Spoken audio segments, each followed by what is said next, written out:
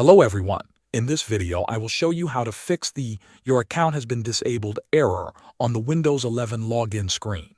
On the login screen, first make sure your device is connected to mobile data, not Wi-Fi. This is important because some network restrictions or sync issues can happen on Wi-Fi. You can turn on mobile hotspot from your phone and connect your PC to it.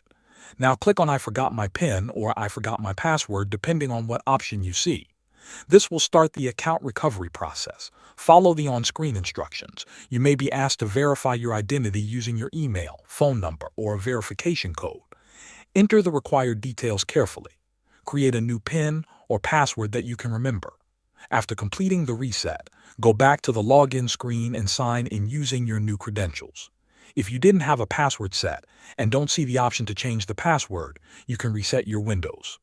Go to the blue recovery window by restarting your PC 3 times, or by pressing and holding Shift and clicking Restart on the startup screen. On the blue screen, go to Troubleshoot and click Reset. Choose the option to keep your files and follow the on-screen steps. This will fix the problem. Thanks for watching.